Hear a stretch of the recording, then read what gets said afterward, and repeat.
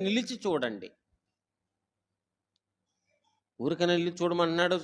వెనకాల చూస్తే శత్రువులు వస్తున్నారు, ముందు ఎర్ర సముద్రం ఉంది, ఎలాగా అనుకున్నారు వారు. ప్రార్థన చేశాడు దేవుడు.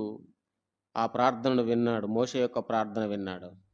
మీరు ఊరికనే ఉండండి, ఇక మీదట మీరు ఐగుప్తుని చూడరు, మీ పక్షమున దేవుడే యుద్ధం చేస్తాడు, కాబట్టి మీరు ఊరికనే ఉండాలి. Just be silent. మీరు మౌనంగా ఉండండి, ఊరికనే ఉండండి, నిలిచి అలా ఉండండి, మౌనంగా ఉండండి. దేవుడే మీ పక్షాన దిగొచ్చి యుద్ధం చేస్తాడు, లేక దేవుడే మీకు మార్గం సరళం చేస్తాడు. అయితే మీరు అనుకున్నట్లుగా అంత ఈ మౌనంగా ఉండడం అంత ఈజీ కాదు, మనసును నిమ్మలపరచుకోవడం అంత ఈజీ కాదు. అందుకే నేను అహంకారిని కాను అని చెప్పి 131 కీర్తనలో 131 కదా పైన మొదటి వచనాల్లో నేను అహంకారిని కాదు అని చెప్పి 3వ వచనానికి వచ్చరికి ఏమన్నాడు ఆయన? నేను నా మనస్సును నా ప్రాణమును నిమ్మలపరుచుకున్నాను అన్నాడు.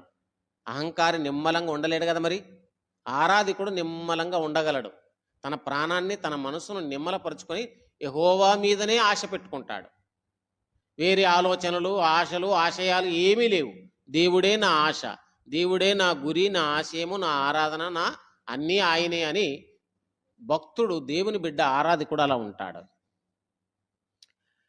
అంతలో యెహోవా మోషేతో అన్నాడు, సాగిపోండి, నీ కర్రను ఎత్తి చూపించు, దాన్ని నేను పాయలుగా చేస్తాను.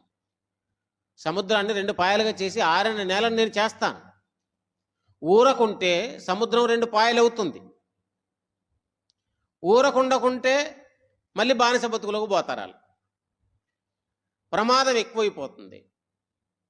కాబట్టి ఊరుకొని చూడండి, దేవుడు ఎంతటి గొప్ప కార్యాలు చేస్తాడో అన్నాడు. అలాగే వారు అనుభవించారు. కీర్తనకారుడు ఆ మాట చెప్తున్నాడు. అప్పుడు మోషే చెప్పాడు ఇశ్రాయేలుతో, ఊరుకుండండి అని. ఇప్పుడు తనతో ఉన్న ప్రజలతో లేక మనందరితో మాట్లాడుతున్నాడు, ఊరుకుండి, నేను దేవుణ్ణి తెలుసుకుంటే చాలు నీవు, నేను ఎవరినో తెలుసుకుంటే చాలు నీవు. అసలు ఆయన ఎవరో తెలుసుకుంటే మనం మౌనాన్ని ఆశ్రయిస్తాం. నిజానికి అధికమైన మాటలు ఏమీ మన నోట రావిక. ఆయన పాదాల చెంత చేరి ఆరాధించడానికి మినహా ఇంకే పనులు పెట్టుకోం మనం. ఎందుకంటే అంత మహోన్నతుడైన దేవుడు ఆయన, అంత ఉన్నతుడు, అన్ని గొప్ప కార్యాలు చేయగలిగిన సర్వ శక్తిమంతుడు.